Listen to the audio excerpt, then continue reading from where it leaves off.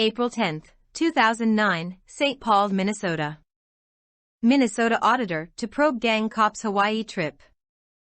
6 members of the force attended last month's conference at a cost of more than $16,000. The money came from the seizure of property used as part of criminal activities. The review of the trip will come during the legislative auditor's regular audit of the strike force. Minnesota's Public Safety Commissioner Michael Campion said through a spokesman that the trip was concerning given the economic times. A St. Paul police union leader attributed the uproar to law enforcement politics. Former gang strike force commander Ron Ryan, who retired in October, said investigators have attended the International Conference on Asian Organized Crime and Terrorism for years. This year's conference was held March 22 to 27 in Honolulu. May 8, 2009, St. Paul, Minnesota. Police unions sue over release of undercover officers' names. 2 police unions are suing the Minnesota Department of Public Safety, the Metro Gang Strike Force and the Strike Force's commander for releasing the names of 6 undercover police officers on the strike force. The St. Paul Police Federation and Law Enforcement Labor Services served the lawsuits Thursday on behalf of 5 of the 6 officers who were named in a Star Tribune article in March. The article was about a trip to Hawaii the officers took for training. Chris Wachtler is an attorney for the St. Paul Police Federation, which represents the 2 St. Paul police officers who were named. He said the release of their names was a violation of the state's Data Practices Act. I believe that if someone did this knowing that this was illegal and essentially threw these officers under the bus for whatever reason, whether it's politics or I don't know what, I think that's unconscionable, Wachtler said. And I think the Attorney General ought to look at prosecuting them under the Act. A spokesman for the State Department of Public Safety said a document that included the names of the officers was a public document that was given to the newspaper as part of a data practices request. May 20, 2009, St. Paul, Minnesota. Gang strike force funding cut off after critical audit. Minnesota's Public Safety Commissioner says he will cut off funding for the Metro Gang Strike Force after a legislative audit revealed that the organization couldn't account for thousands of dollars in cash and vehicles. Commissioner Michael Campion also said he will hire a former federal prosecutor and former FBI agent to investigate the agency, and will restart the funding only when he is sure the problems are fixed. Legislative Auditor James Nobles said the missing cash adds up to more than $18,000. 13 cars are also missing. The report found that a member of the strike force sold a seized flat-screen TV to a student worker for $30. The TV had to be recovered when the original owner asserted his legal right to get it back. What does that mean? The news, analysis, and community conversation found here is funded by donations from individuals. Make a gift of any amount today to support this resource for everyone. We concluded that the Metro Gang Strike Force's internal controls were not adequate to ensure that it safeguarded seized and forfeited property, Nobles said. Nobles said the organization also spent money on things it shouldn't have. For example, strike force members used confidential informant funds for beverages, a vacuum cleaner and even $72 worth of donuts. Cecile Ferkel, who spearheaded the investigation for the auditor's office, said the gang strike force also didn't adequately secure large amounts of money. When we examined the cash in the safe, it took 2 auditors a week to count the amount of cash, she said.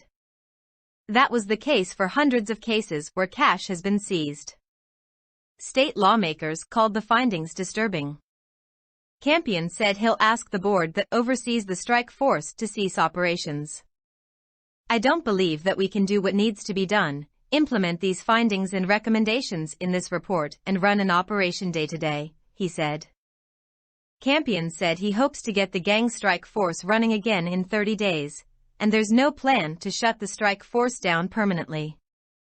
The Metro Gang Strike Force consists of 34 officers from 13 law enforcement agencies across the Twin Cities metropolitan area, charged with investigating illegal gang and drug activity.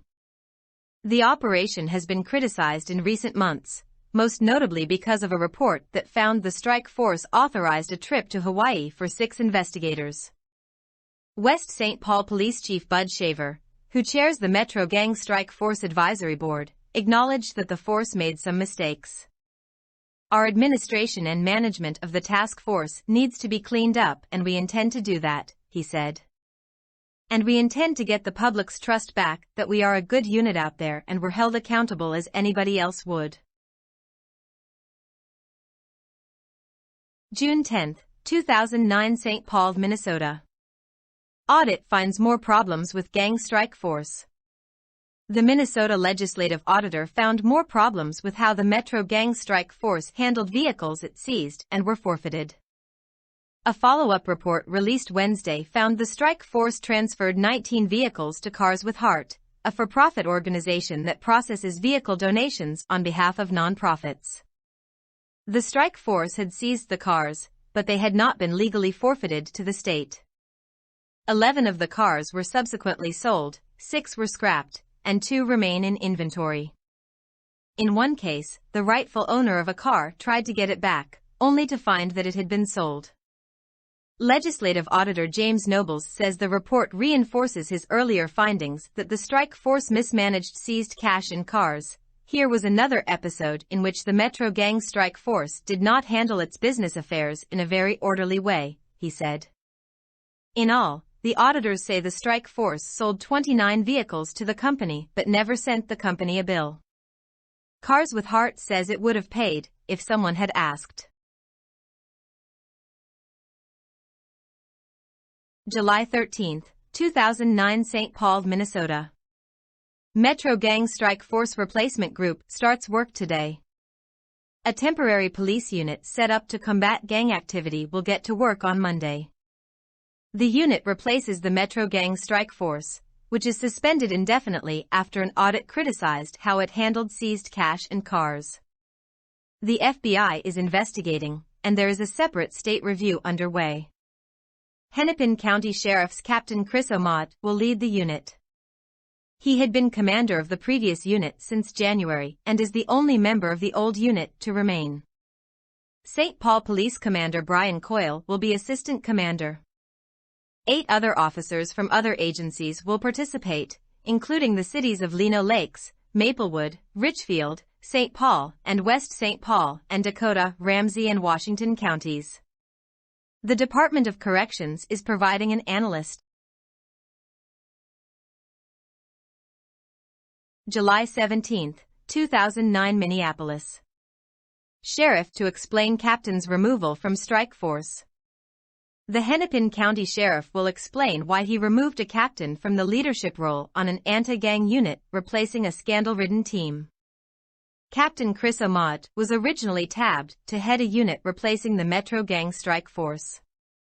Ahmad took over the original strike force in January, a team that an audit later accused of mishandling seized cash and cars. Hennepin County Sheriff Rich Stanek has decided to pull Ahmad from the team. Stanek says he will discuss that decision at a news conference this morning. He emphasizes that Ahmad was not a member of the original strike force when the mismanagement took place.